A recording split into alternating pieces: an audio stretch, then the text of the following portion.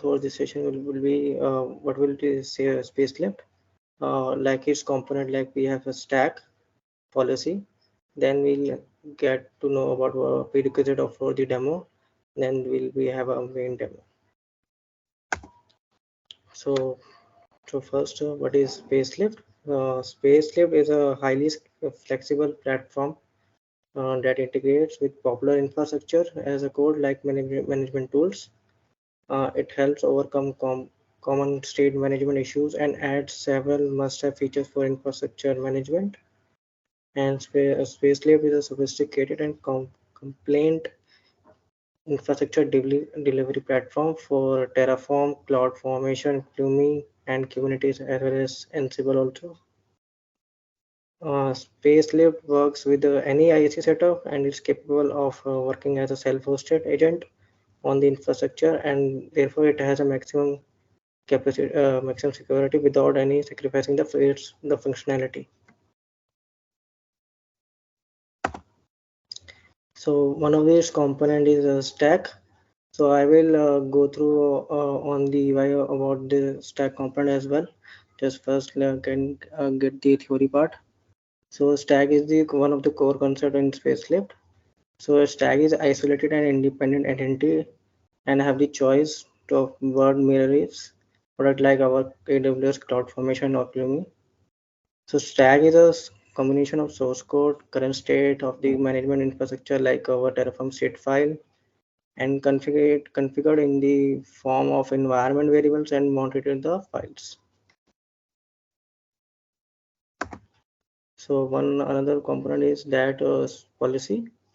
So in Spacelift as a development platform is built around the concept and allows defining policies that involve various decision points in the applications.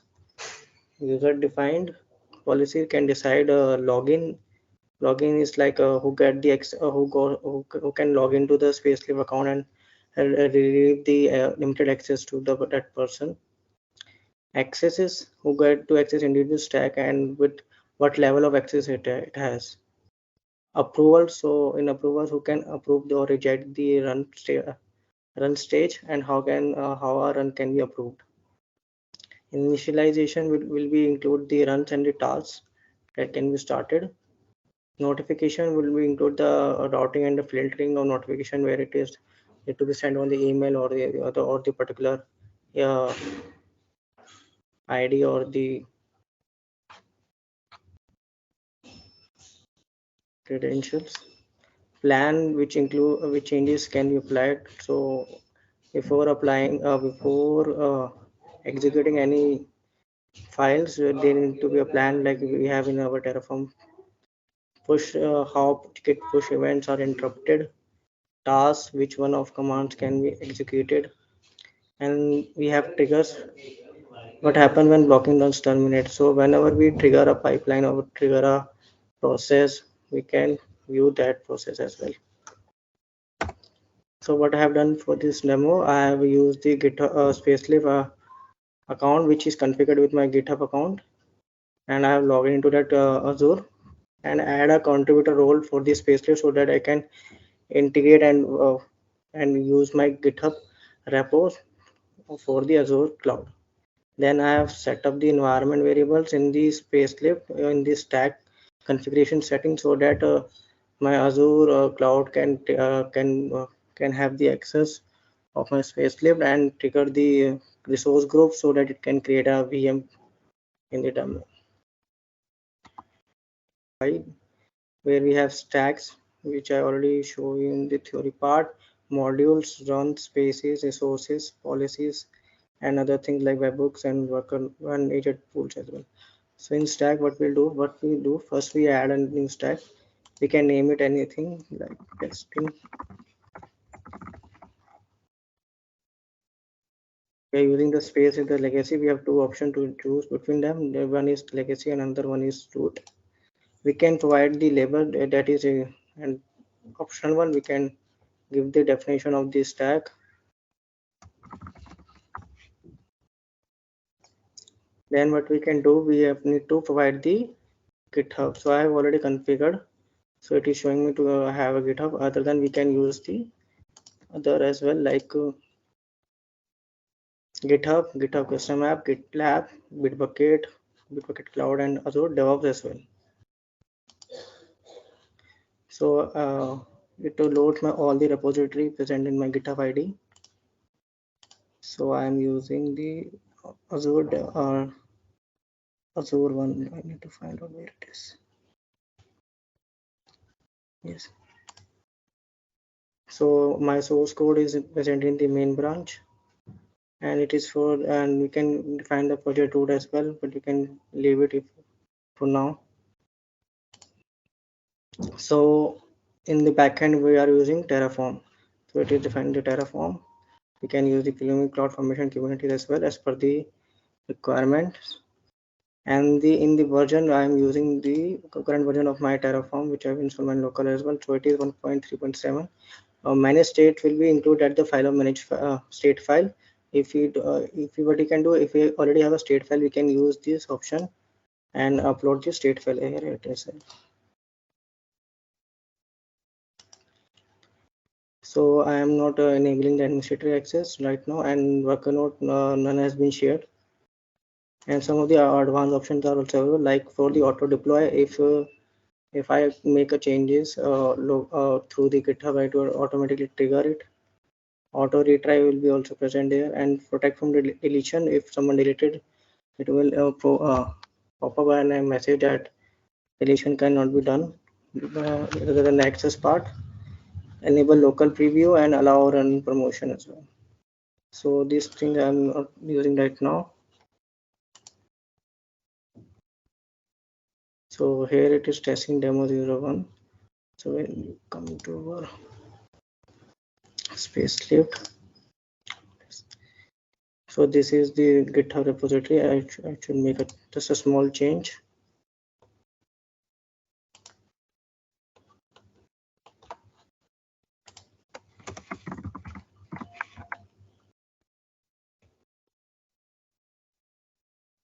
So I have committed a new change. So it has triggered from that I have updated something in my README with this commit ID. If we go to this,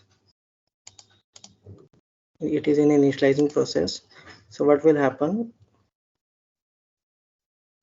So here it is giving me an error that Azure CLI path is not defined. It got me previous also. So what we need to do to solve this error? First, we need to so we can go to this setting part here. Stack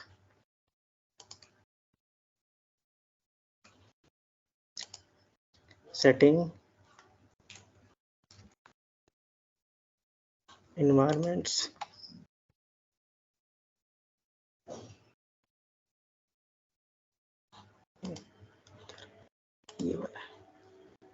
Environments. Edit. We need to add some of the variables in this. We need a client ID.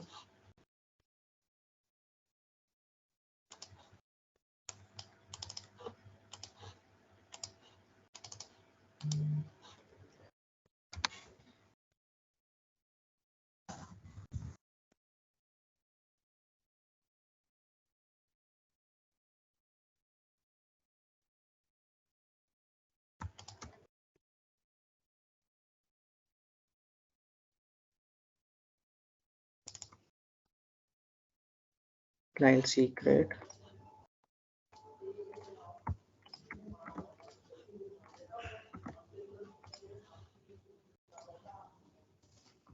Subscription ID.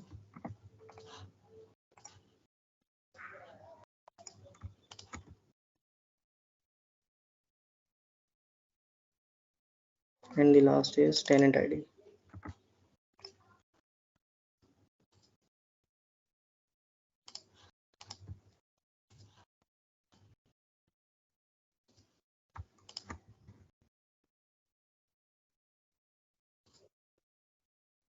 So we added some of the variables to configure for the Azure CLI. Done. So I'm triggering manually here.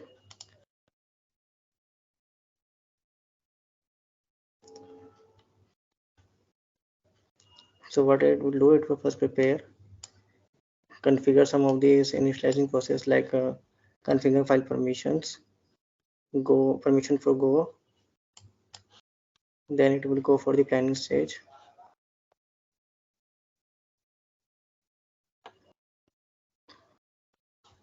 Okay, then we have some of the resources present. There are only 7 resources. After that triggering part is completed, there will be one more resources present here.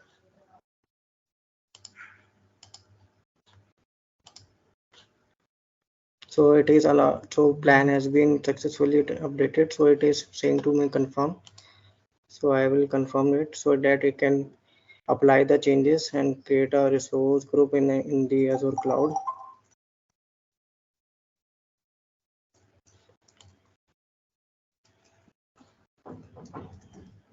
So it has been starting creating the resource group and IaC infrastructure for the Azure cloud.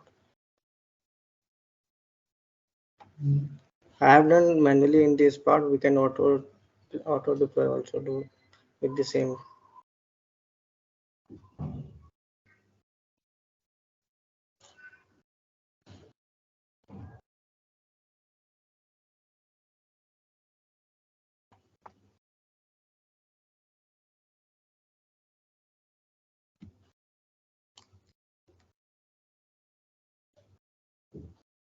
So all the stages are like first it was queued and it was preparing, then initialize, then we have a plan, then I confirm the plan, then the plan has been confirmed and it is preparing it, and the last it is applying. So it is almost done, I think.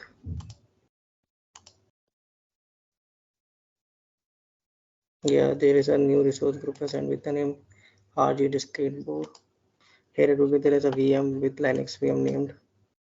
It is creating still. Yes.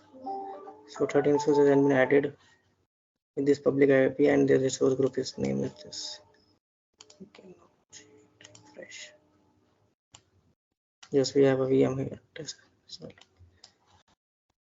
So same thing we can do for the in AWS cloud as well. I have done for AWS as well, but my account got suspended, so I am not able to showcase that part. And we have some of the policy defined. We can and it allows some of the integration from the cloud like AWS, Azure, and GCP as well.